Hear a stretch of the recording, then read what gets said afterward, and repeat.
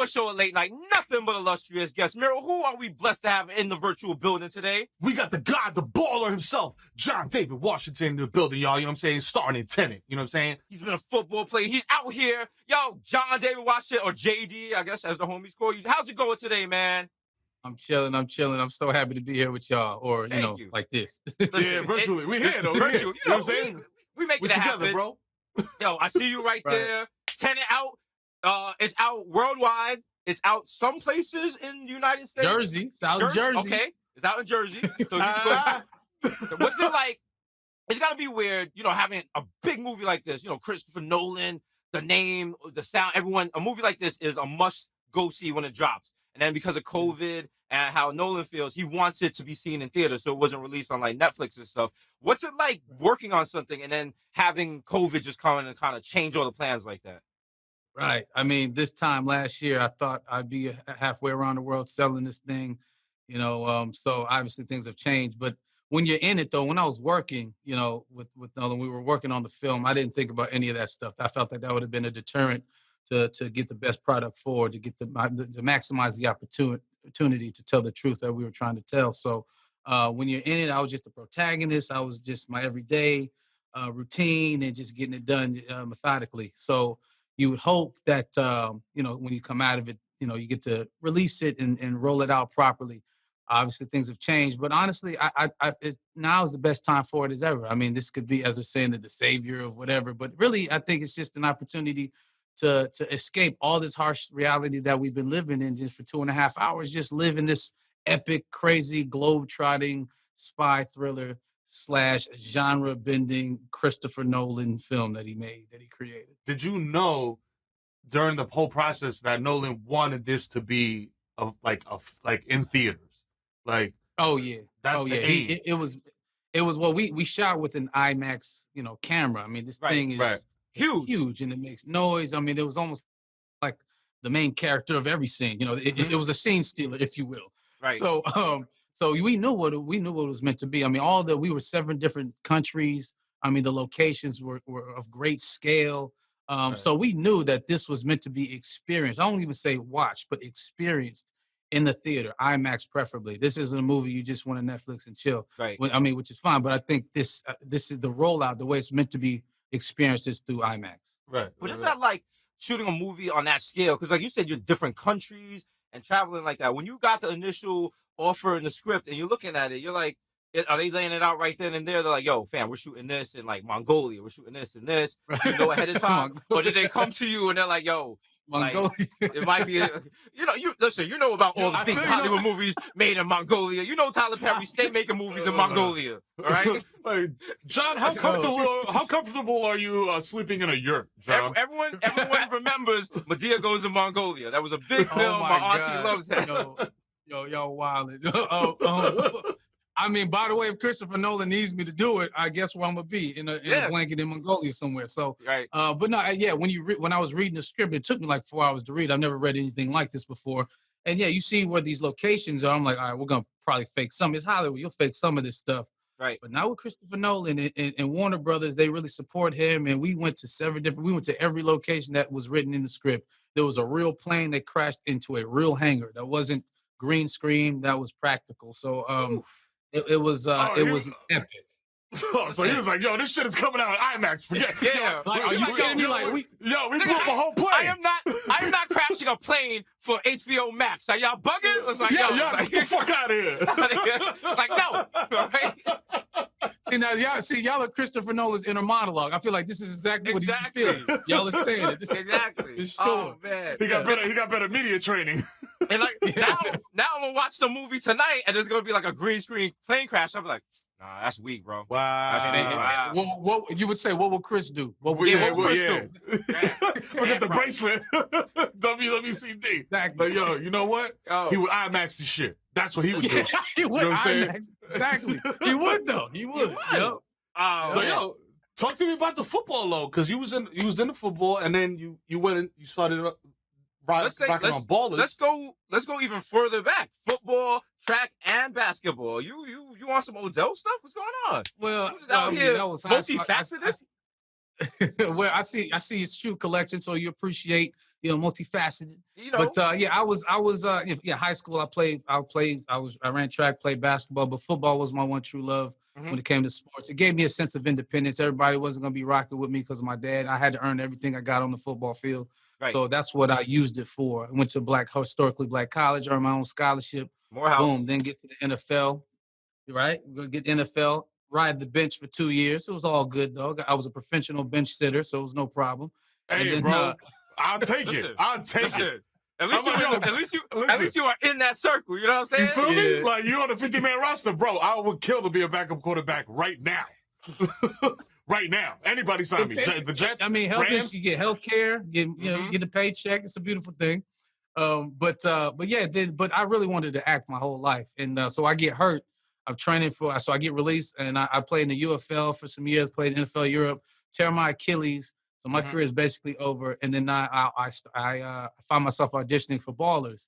10 auditions later, I went out. They kept calling me back, and 10 auditions later, I got it. So after I got it, I went to school. I moved to New York, went to HB Studios, West Village, and went to school. I started studying at the same time while I was filming Ballers, and then we've just been rolling ever since. Was that easy? Like, I mean, not easy, obviously, but like, was it like easy to play a kind of like a heightened version of yourself in a sense? It was fun, but it wasn't easy because I'm nothing like that dude, and he's obnoxious and he's loud, and I'm not like that. I'm just I'd rather be at home playing 2K. Gotcha. You feel me? The real ones know. Right, but he was so different. But it was such an important role for me because not only just being my first, but also being able to give the point of view from the player's perspective. Like a lot of these fans don't know why. Like when they read, oh, why is he holding out for more money? He's so selfish. Well, actually, it's business and this is protocol, and the agents in the organization usually make that happen, not the player. So it was just a lot of great reasons to play that role and to get the point of view across, I thought. Speaking of point of views, since you've been in the football world, last night when during the football game when all the players came together and did the Bond of Unity, and the fans booed them, which, as kind of a black person, you kind of knew that was going to happen. You've been seeing stuff with like the kneeling and stuff. Every now and then on Twitter, you see people just be like, shut up and play ball and all of that. What is it like being that kind of environment? Do football players realize that kind of like they're not really rooting for you individually? That's kind of just like they just might be just rooting for the team or for the sport, or they might not care about you as a person, or is that not how it's viewed? Like what's going on from the field viewpoint? That's a good question. I think it varies. I think it's on the individual. I think there's some players, athletes out there that know they have a sort of a 5-year, 10-year plan. Like that they want to get in, get their money, and get out. Some people were able to go back and get their education. I think personally, I would like to see these universities grant all these scholarship students with lifetime availability to finish college. Like they can come back at any age. If they decide at 50, oh, you know what, I want to be whatever I want to be, then they'll allow them to come with a free education. I think that can help shape their mentality of not taking, things like that so personally when the crowd reacts to them, because sometimes that's all they think they have is football. So they're like relegated to this one thing. And that's I think it's on us to bring the awareness to them that they could be more than one thing. That can be multiple things, that this NFL thing can actually be the side hustle. Because, if you have people that react that way, they're always going to react that way. So you got to make the best situation for you with the money you get, with the free education that you get, and you don't necessarily know or come into that kind of knowledge that early when you're in school like that. Mm-hmm. So there's just different ways to bring that awareness out. And now one last question about football. Yeah, watching the trailer for Tenet, there's some stunts in there, bro. You doing some flipping, you tumbling. You doing all you? Like how? That was all you? Is that you? Yeah, brother, that was me. Thank you very much. That was me. I'll proudly say it. Okay. like football, it was, there's training camp of football where there was a training camp for Nolan school, for Nolan League. So, it's everything that my instincts say to do. Advance the football forward, move forward. When you're beating somebody up, you beat them up forward. That walking, getting dog walked. But like in this, it's like you got to do it backwards. So yeah, my defense is my offense. My offense is my defense. Right is left, left is right, down is up. Gravity's changed. in the laws of inversion. I mean, I even had to learn how to blink, walk, and talk backwards. So it was crazy. It was a whole Damn. it was crazy. Y'all got to see this movie. I'm telling you, it's never seen anything like it. I might have to make that visit out to Jersey for this, bro. Like, Jersey is worth it, man. I'm telling you. And listen, we're not gonna disrespect. I'm not gonna illegally download it on a Fire Stick. All right, Christopher Nolan. I'm not gonna violate. You're not gonna see me just out on the street watching it on my phone. Like, yo, man, wow. Yeah, see, you see our people, only our people, man. Only our listen, people. You know, just got a wrong name and stuff. Y'all watching Yo, watching 10 Toes? I'm like, it's not 10 Toes. It's Tenet. It's not 10 Toes. It's Tenet, dog. Hey, listen, bro. Hey, bro. He said IMAX. I got an iMac. You know what I'm saying? Close enough. Come through. It's all good, bro. It's all. I'm like, wait a minute. Hold up. They got y'all Young are wrong, Thug. Man. I thought y'all are wrong. Y'all ain't right. I'm like, wait a minute. They got Young Thug on the soundtrack. You sure this is official? No, that's Travis. It's Travis. I'm like, wait a minute. They having a shootout to WAP? What? What that got to do with bullets? Like this shit. I don't understand. This ain't. I think they gave us the wrong thing. What's it like? Forging your way in Hollywood. So you know what it is. You know you get the question all the time. You got your pops, whatever, and that puts a target on your back. But at the same time, that's like you got to work harder because you gotta get out the shadow and you gotta be your own individual. What is that like? Well, that's a part of the reason. Definitely early in my career in Ballers, I didn't want to do any press. I wanted to avoid press because that's going to be the narrative. That's what everybody's going to judge you on. So I just wanted people to see the work. I just it's almost like a Batman Bruce Wayne complex. I just wanted to let people know who I am through the work, and I still want to continue to do that. I work extremely hard. I'm extremely hard on myself, but I don't want to let necessarily people know about what's happening personally because they don't need to know because it's about the work. If they connect with the work, then we'll get to talk, or then we'll talk about the work because I've been working very hard. I mean, and that's what the NFL served. I got that on my own, But every time I'd have a good game, it would be Denzel Washington's son ran for 100 yards in the touchdown. Denzel Washington's son, this and that. So I see it was inescapable, but I used it as fuel to motivate me. I don't use it as fuel so much anymore because of people like Spike Lee and Christopher Nolan who don't give a damn about who my father is. They wanted me for the work. And to be able to build a career that I want, these are the kind of people I want to work with. These are the kind of people that I want to continue to work with in my career that want to just work with me for my talent and for what I can bring to the table. Why didn't you become a rapper? Because it was right there. It was right there. You could be like there, bro. Young Denzel. Come on, bro. Get some face tats, some dreads. What are you, bro? Come on, bro. That would be setting myself up. I deserved all the dad jokes and stuff. If I became a rapper, I would deserve it. Can you imagine me on Breakfast Club being a rapper? Are you kidding me, bro? But look. At least at the very least, I have not seen anything that leads me to believe that your pops is on some LeVar Ball shit, and he's just like, yo, my son is the motherfucking greatest. He's gonna win 25 Oscars. He's gonna never lose. You know what I'm saying? I guarantee you'll never hear that from him. Listen, I guarantee you that. I think hopefully there's only one LeVar Ball out there because the world can't take more than one. That's a lot of pressure. God bless those guys. Yeah. Good luck. Yeah. How long is the press run? I've been for this particular thing. I guess it's been 3 weeks. For Black Klansman, I was doing it. Felt like about 6 months from when we went from Cannes till about February. I think Cannes was in March or something till that February of 2019. So it's been great. I've just been excited about it because where we are as an industry, being able to be a part of a Christopher Nolan film, to be part of history.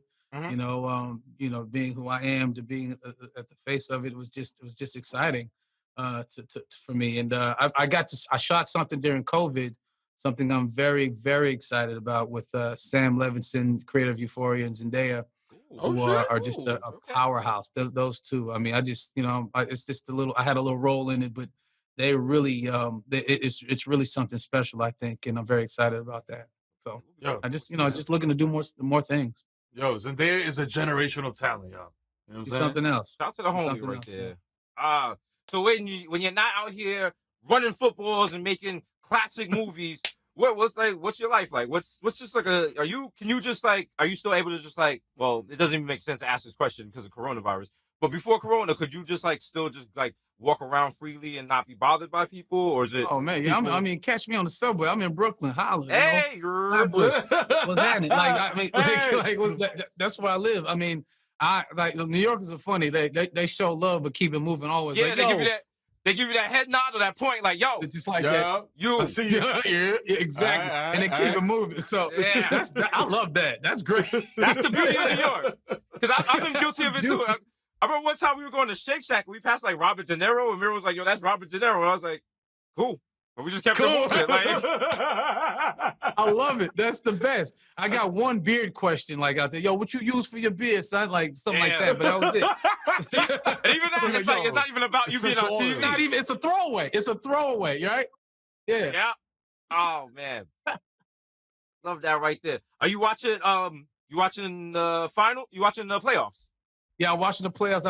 I got my 2K season going as well. I'm one game away from the finals myself. You know what I'm saying? So I'm Okay. feeling really good about it. I'm gonna be back on it tonight when this is over. Believe that. But What team? yeah. Who's the squad? You'd be surprised. I used the Knicks, but I made some trades. That's why we're Oh, let's go. Let's go.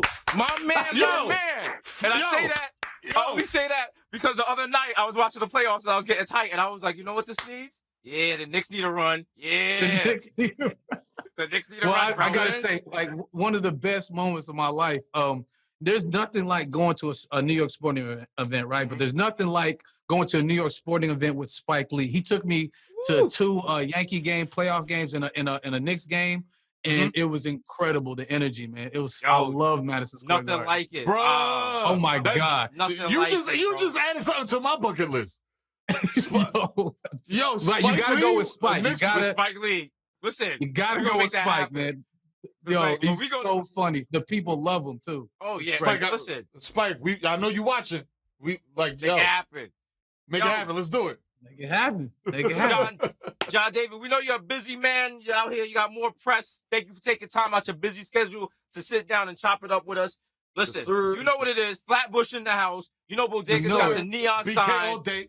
What would your neon sign say? I guess black. I'll go with Black Power for now. Hey, Black Power. Black That's Power. right. You know the vibes. John David Washington in the house. Yo, Tenet. It's in movie theaters. Yo, John David Washington, my guy in the building. Appreciate y'all, Yo, man. This appreciate is you. fun. Bro. We all gonna meet up at Garden State Plaza, 6 feet apart. You know what I'm saying? There Let's you go. go. For sure. Let's go. For Watch sure. out the parking lot. Bring your own Yeah. nutcracker.